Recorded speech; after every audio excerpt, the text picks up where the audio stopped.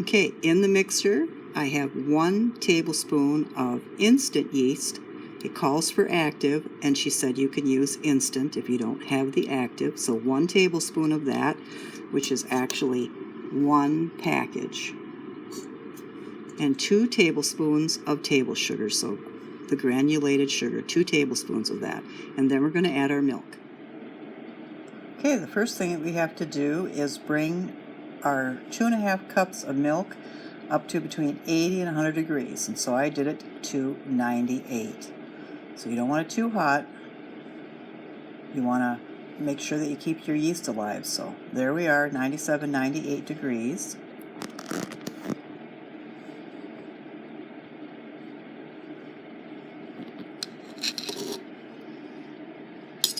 Now we're going to add that to our sugar and yeast. Okay, and we have whisked or forked, and that's how the instructions go, the 2.5 cups of milk, the 1 tablespoon of, in my case, I have instant yeast, but if you don't have instant, you can use 1 tablespoon of active yeast, and then 2 tablespoons of granulated sugar.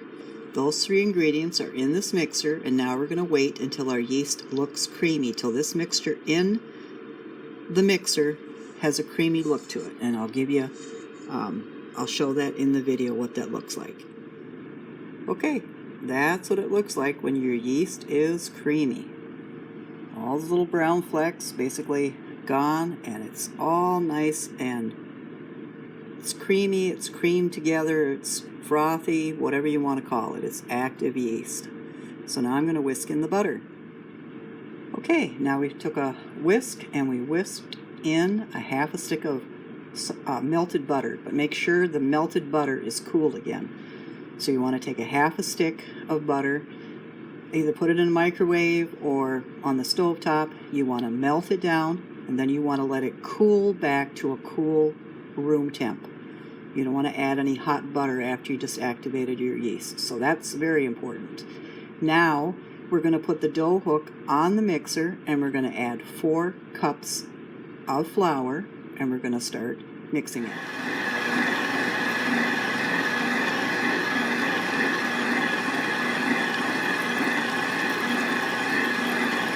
And we're just going to see if it's going to be sticky.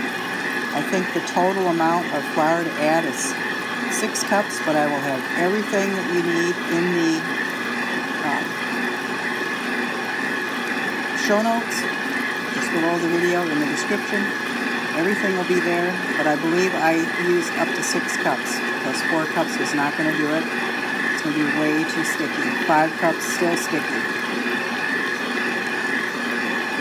And there's a lot that's being done in this particular recipe that I didn't do in other recipes, thus I always had failures of some sort or another. Okay, in the instructions it'll say as you are, I guess kneading the bread, the dough hook's on and you're kneading and kneading, you're going to see that it's still sticky on the side. Now watch when I turn it on. See how it's still sticking to the sides. So that's 5 cups of flour. And it's not clean on the sides. Okay, and we're almost there. So we've got 6 cups of flour. I'm going to show you what that looks like while it's kneading. As you can see, it's starting to clear away from the sides. It's okay if it's still somewhat sticky on the bottom, as long as it's not overly. And we're going to try to clean up those sides. Just going to keep on kneading it until we have nice clean sides. And then I'll show you a little trick that I learned in the show notes of her recipe online. Okay, we have sprinkled in the salt. It is now kneading. It's been kneading for 3 minutes. We've got 2 minutes to go. So total last knead for 5 minutes until the dough is smooth. So a couple more minutes.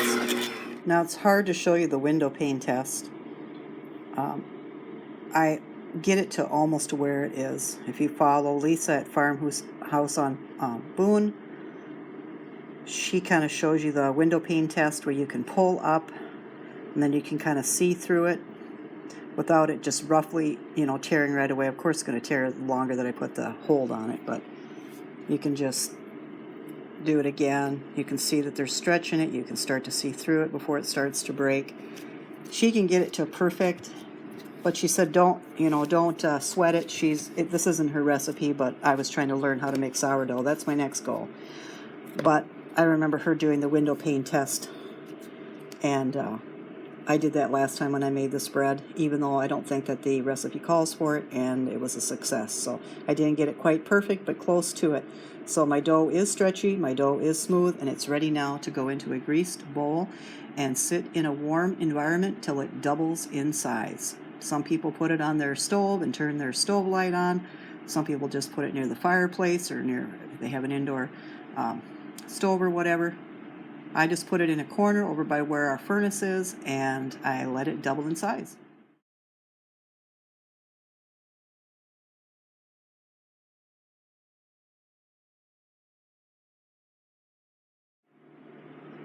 Okay, our dough has doubled in size. Now, as far as shaping it, I've got to split this in two, and then I've got to shape my dough, and then for the bread pan, and then I've got to put it in the bread pan, and then I've got to cover it and let it rise again. For that part, I'm going to say, please immediately look in the description for the link to a YouTube video called How to Shape Bread Dough for a Bread Pan.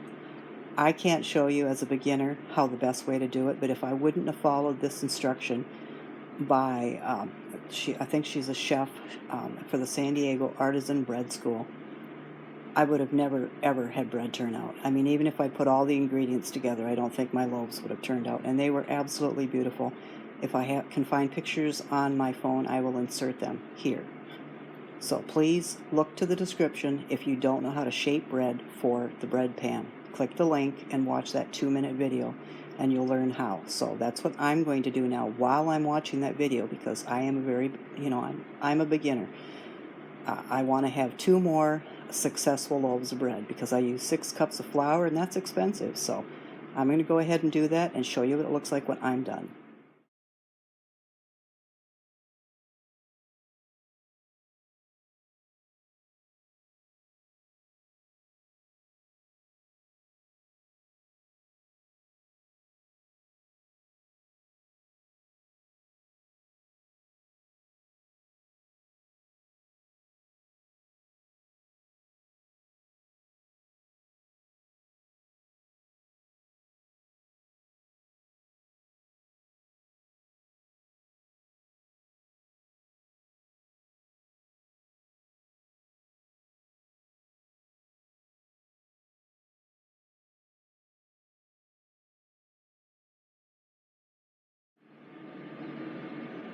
And my bread is out of the oven.